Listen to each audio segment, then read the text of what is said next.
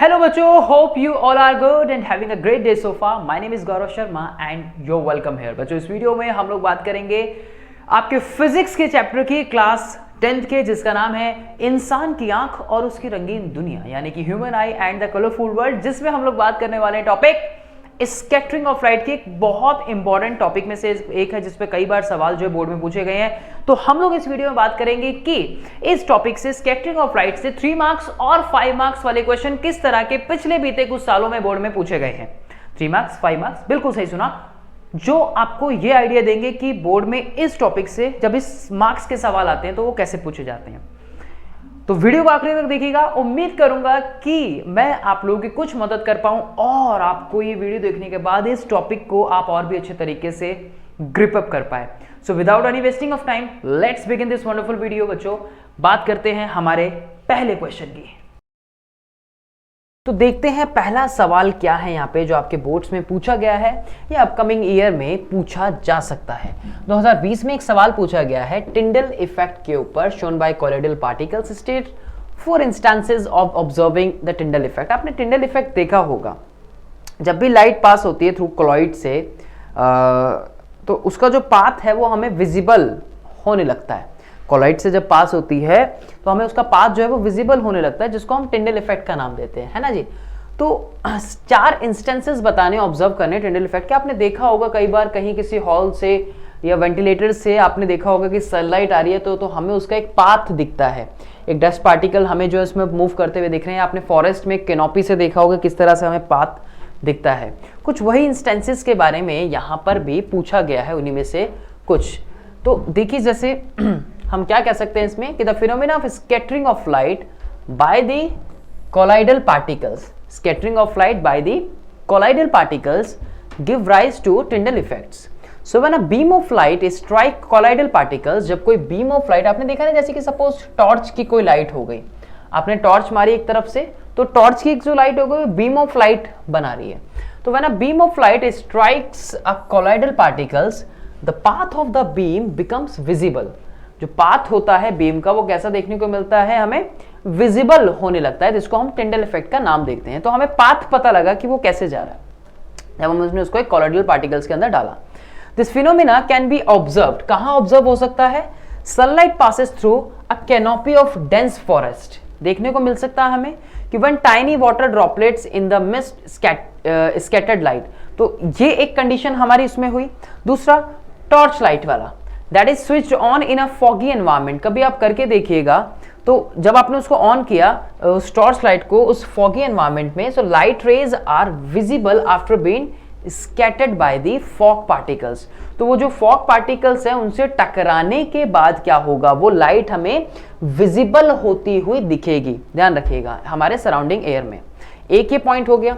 A fine beam of sunlight enters a smoke field room through a small hall. यही मैं जो hall ventilator वाला example बता रहा हूं, वहां पर भी हमें किस तरह से वो एंटर करती हुई दिखती है, वो भी उसका एग्जांपल है। Shining a flash light beam into a glass of dilated milk produces Tyndall effect. एक टिंडल इफेक्ट, आप उसमें भी ग्लास मिल्क सॉल्यूशन के अंदर भी एक्सपेरिमेंट भी आपने किया होगा क्लास 9th में, तो वहां उसका भी एग्जाम्पल आप इसमें ले सकते हैं कि अ shining flash light beam into a glass of dilated milk produces a Tyndall effect. तो बेसिकली ध्यान से कॉन्सेप्ट को देखिए इसको। आई होप कि आपको ये चीज समझ आई हो, तो जिसके बिहाफ पे आप ये 3 या 4 पॉइंट्स इसमें लिख सकते हैं। ठीक है, ये एक सवाल हुआ जो इसमें पूछा गया। तो 4 पॉइंट इसके 4 मार्क्स के, उसके बाद 1 पॉइंट में उसकी डेफिनेशन थी। 2020 में सवाल पूछा गया है ड्रॉ लेवल diagram to show reddish appearance of sun at the sunrise और sunset and the white appearance of the sun at the noon when is overhead. आपने ये डायग्राम एनसीईआरटी में देखा होगा कि एक डायग्राम इस तरह का बना हुआ है। तो ये एक कंडीशन है कि ये ऑब्जर्वर हो गया और यहां सन हो गया नियर द होराइजन, जहां पे हमें कैसा दिख रहा है कि जो लेस वेवलेंथ वाले जितने भी जो कलर हैं वो सारे स्कैटर्ड हो चुके हैं, जबकि जिसका वेवलेंथ जो है वो अलग है, या फिर जो लेस वाली जो है जिनका वेवलेंथ जो लेस ब्लू है वो स्कैटर्ड अलग तरीके से हुई है। मैंने आपको वहां पे भी कॉन्सेप्ट में एक चीज बताई थी कि जिसकी वेवलेंथ ज्यादा है वो आपको सनराइज और सनसेट के टाइम पे कलर वो दिखता है उसका, जैसे कि रेड की हम लोग बात करते हैं। यहाँ कहानी कुछ और बदल जाती है। आपको बेसिकली इस डायग्राम का हेल्प लेनी है। तो सनराइज और सनसेट के टाइम पे जो लाइट है सन से, वो एक थिकर लेयर ऑफ एयर से एक लार्जर डिस्टेंस को कवर करके आती है हमारे अर्थ के एटमॉस्फेयर में। So as the red colour जो है उसकी लॉन्गेस्ट वेवलेंथ होती है, रेड कलर की लॉन्गेस्ट वेवलेंथ होती है, तो इसलिए वो लीस्ट स्कैटर्ड होती है हमारे एयर के पार्टिकल से, और सन हमें कैसा अपेयर होता है, रेडिश अपेयर होता है। नून की जब हम बात करते हैं तो सन हमारे ओवरहेड पे होता है, राइट। आप जब भी देखेंगे नून में 12-1 बजे, तो वो सन हमारे ओवरहेड पे है, डिस्टेंस कम ट्रैवल करना पड़ रहा है, तो इससे क्या होगा कि distance to be travel is least, all wavelength are scattered equally.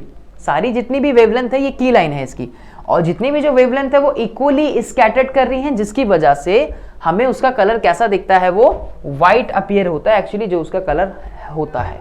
ठीक है, ये 2 पॉइंट्स इसके अंदर पूछे गए। आई होप आपको ये डायग्राम बनाना है, जो कि 3 मार्क्स में आपसे पूछा जा सकता है। नेक्स्ट क्वेश्चन है यहाँ पे, state the relation between colour of scattered light and the size of scattering particles. उसके बाद the apparent position of an object when seen through the hot air fluctuate और waves, state the basic causes of the observation. One by one discuss करते हैं। State the relation between coloured scattered of light, देखिए और दूसरे वाले में, so the colour of scattered light depends on the size of the scattering particles. जितने भी जो फाइन पार्टिकल्स होते हैं, या जितने भी जो फाइन पार्टिकल्स होते हैं, they scattered short wavelength such as blue, violet etcetera.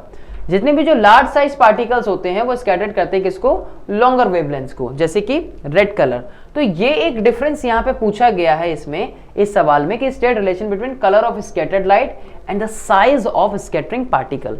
तो जितने भी जो लाइटर हैं वो हल्के वाले को करते हैं, और जो हैवी वाले हैं वो भारी, जिसकी ज्यादा वेवलेंथ है उनको करते हैं।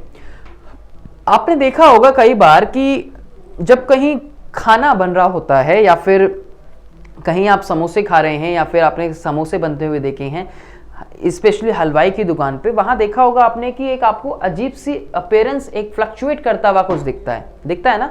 वही सवाल यहाँ पे ये पूछा गया है कि the apparent position of an object when seen through the hot air fluctuates और वेवी देखने को मिलता है, वेव्स।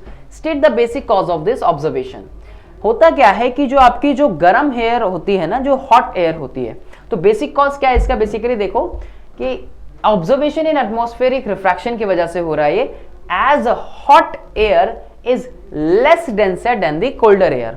हॉट एयर कैसी है, लेस डेंसर है as compare to the colder air surrounding it, so it has a slightly lower refractive index. तो हल्की होने की वजह से, जितनी भी जो हॉट एयर है वो हल्की होने की वजह से इसका जो रिफ्रैक्टिव इंडेक्स भी कैसा है, वो कम है कोल्डर एयर के कंपैरिजन में, अगर ये हमारी हॉट एयर है तो ध्यान रखिएगा।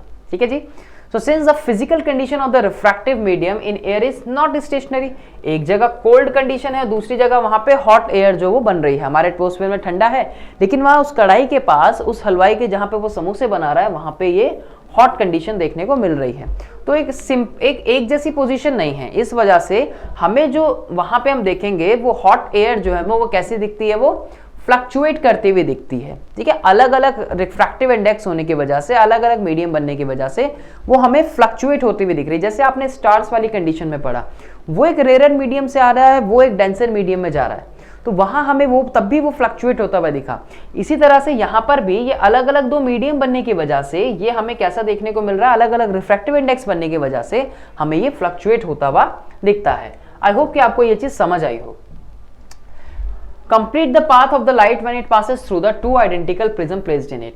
ये चीज आप जानते हो ना, ये हमने पहले भी करा था क्वेश्चन 3 मार्क्स वालों में, प्रिज्म 2 और प्रिज्म 1। व्हाइट लाइट जब यहां से पास होगी तो ये क्या होगा, यहाँ पे विबग्योर फॉर्म करेगी, और जब दोबारा ये विबग्योर इसमें से जाएगा तो यहाँ पे कैसा आएगा, ये व्हाइट लाइट को जो है वापस से ये फॉर्म करेगी। इस क्वेश्चन को जाके देखिएगा, ये रिपीटेड है और प्रीवियस हमने अभी 2-3 बार इसको हमने पीछे क्वेश्चंस में डिस्कस किया।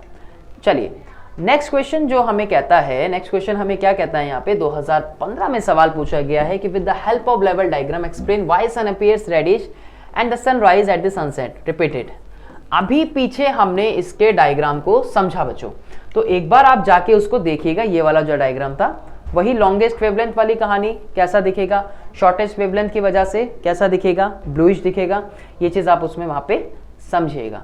2015 में अगला सवाल पूछा गया है कि what is mean by scattering of light, light का फैलना, है ना, पार्टिकल से टकराने के बाद इस व्हाइटिश लाइट का फैलना, तो वो हमें डिफरेंट कलर्स देता है, विबग्योर जिसको आप बोलते हैं। Use this phenomena to explain why clear sky appears blue, clear sky blue और the sun appears reddish at the sunrise और सनसेट। सेम वही कहानी जो अभी हमने पीछे पढ़ी कि अलग अलग वेवलेंथ होती है सबकी, ठीक है, डिफरेंट कलर्स की डिफरेंट वेवलेंथ होती है, अलग अलग रिफ्रेक्टिव बेंडिंग अलग हमें देखने को मिलती है।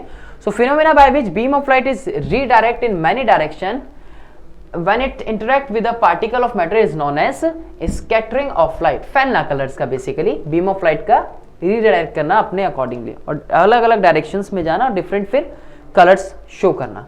The colour of the clear sky blue due to the scattering of light having shorter wavelength by the air molecule present in the atmosphere. तो यही चीज आपने प्रीवियस भी पढ़ी, हमने पहले भी क्वेश्चंस में पढ़ी और हम यहाँ पे भी दोबारा पढ़ रहे हैं। तो आई होप कि आप इस रिपीटेड क्वेश्चंस को वहीं से एक बार प्रैक्टिस कर सकते हैं आसानी से, जो हमने प्रीवियसली डिस्कस किया। 2015 में एक और सवाल की explain giving reason why the sky appears blue to an observer from the surface of earth and what should be the, भाई सीधी सी बात, फिर यहाँ पे वही स्कैटरिंग का फिनोमिना यहाँ पे लग रहा है। And what should be the appearance of the sky be during the day for a astronaut staying in the International Space Station. वहां पे एटमॉस्फेयर नहीं है स्पेस स्टेशन में, तो कैसा दिखेगा उनको, डार्क दिखेगा। देखो जब एटमॉस्फेयर नहीं है तो जो लाइट आ रही है वो पार्टिकल्स जब नहीं है, एटमॉस्फेयर है तो इसका मतलब क्या है, जब आप बात कर रहे हैं कि एटमॉस्फेयर प्रेजेंट है वहां पे, तो एटमॉस्फेयर है इसका मतलब वहां पे कुछ ना कुछ पार्टिकल्स होंगे, चाहे वो डस्ट के पार्टिकल्स हो या कुछ भी हो। तो जब वहां पे एटमॉस्फेयर ही नहीं है तो लाइट जब आ रही है तो टकराएगी किससे, टकराने की, जब टकराएगी नहीं की तो वो स्कैटर्ड भी नहीं करेगी, राइट। ये चीज समझ आई ना। तो यही एक डिफरेंस है जो कि अभी हमने पीछे भी डिस्कस किया था और यहां पर भी हम इसको डिस्कस कर रहे हैं। तो जब भी लाइट ब्लू कलर, आप जानते हैं सनलाइट पास होती है एटमॉस्फेयर से, तो डिफरेंट जो पार्टिकल्स हैं एयर के स्कैटर्ड करते हैं ब्लू कलर को मोर स्ट्रांगली देन रेड, क्योंकि रेड के जो वेवलेंथ है वो ज्यादा है और इसकी जो वेवलेंथ है वो कम है, ध्यान रखिएगा। So blue light enters our eyes and the colour of the sky colour, जो कलर हमें दिखता है कैसा अपीयर होता है, ब्लू दिखता है। एस्ट्रोनॉट वाला मैंने अभी आपको कंडीशन बताई, वो एब्सेंस होने की वजह से पार्टिकल्स या मॉलिक्यूल्स।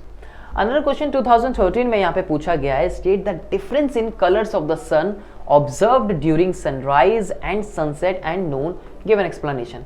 पढ़ा हुआ लग रहा है, पढ़ा ना अभी। During sunrise sunset sun rays pass through the maximum length of the atmosphere, जबकि डे टाइम पे उसको ज्यादा डिस्टेंस ट्रेवल नहीं करना पड़ता, इसलिए अपीयर ओवरहेड होता है हमारे और एक सेम उसके साथ स्कैटर्ड करते हैं जितने भी सारे जो कलर्स होते हैं।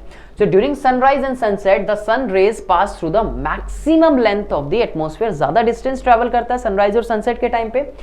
Most of the blue and shorter wavelength get scattered, ज्यादातर जो ब्लू और बाकी के कलर हैं वो स्कैटर्ड हो जाते हैं, जिसकी वेवलेंथ ज्यादा है यानी रेड की वेवलेंथ ज्यादा है वही हमारे एटमॉस्फेयर तक आ पाता है, वही कलर हमारे आईज तक हमें दिख पाती है एक्चुअली।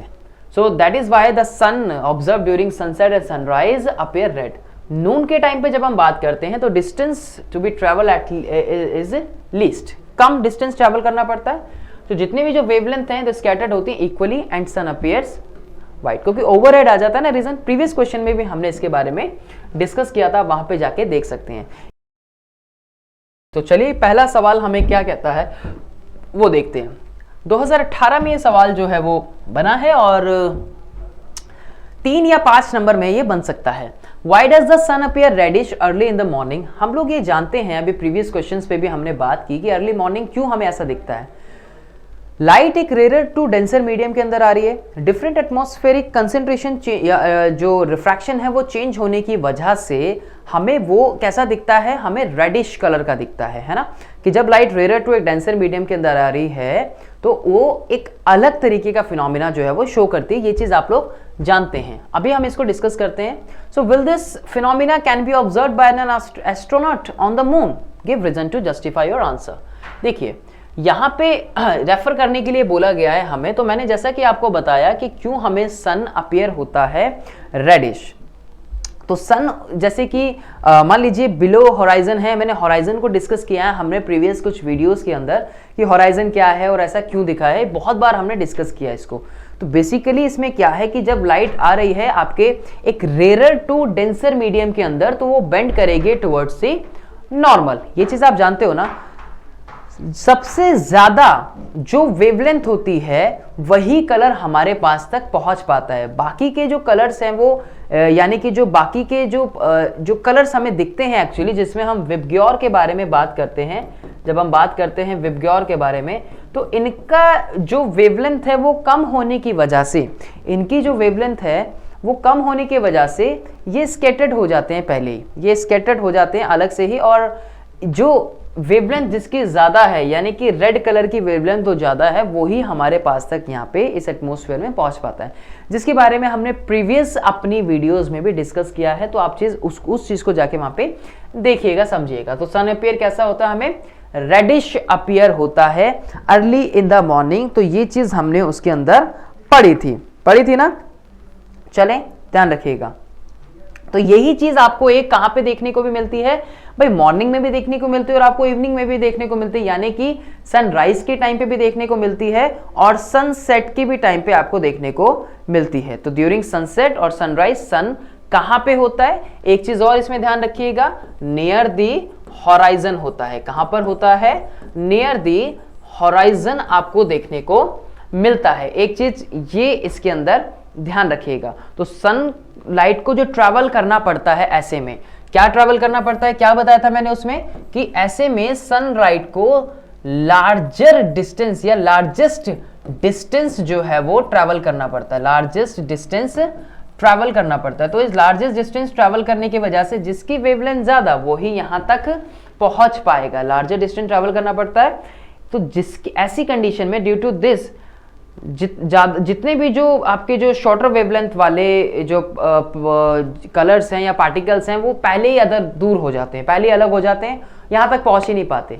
तो इसलिए रेड की वेवलेंथ ज्यादा होती है। रेड की वेवलेंथ कैसी होती है, ज्यादा होती है, इसलिए वो हमारे पास तक यहाँ पे पहुंच पाती है। चलिए हमने इसमें भी डिस्कस कर लिया इसको, तो आप एक बार जाके फिर भी उसको आराम से ध्यान से देखिएगा। नेक्स्ट जो इसमें पार्ट है कि will this phenomena observe, no, नहीं दिखेगा हमें। क्यों नहीं दिखेगा, क्योंकि वहां पे एटमॉस्फेयर नहीं है। एस्ट्रोनॉट, अगर this phenomena can not be seen by an astronaut on the moon because there is no atmosphere. तो जब एटमॉस्फेयर नहीं है तो पार्टिकल्स भी नहीं होंगे, तो हमें वो रिफ्रैक्शन कहां पे देखने को मिलेगा, ऐसे कुछ देखने को मिलेगा ही नहीं, यानी कि स्कैटरिंग ऑफ लाइट हमें वहां पे देखने को नहीं मिलेगी।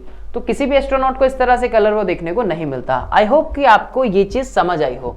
आई होप कि आप लोगों ने इस वीडियो को एंजॉय किया है बच्चों, और कुछ ना कुछ मैंने आपकी हेल्प जरूर की हो जो आपको मदद करेगी आपके बोर्ड्स में और भी अच्छा स्कोर करने की।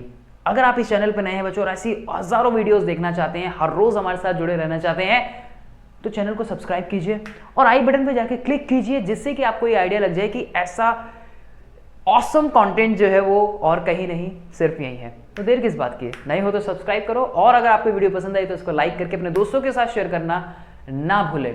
और ऐसे अमेजिंग कंटेंट को देखने के लिए, इंपॉर्टेंट क्वेश्चंस को टॉपिक वाइज वन शॉट्स को देखने के लिए, हमारे साथ डेली लाइव में जुड़ने के लिए बच्चों चैनल को सब्सक्राइब करें without any wasting of time. So अब मैं मिलूंगा आप लोगों से नेक्स्ट वीडियो में। अभी के लिए इतना ही। Thanks for watching.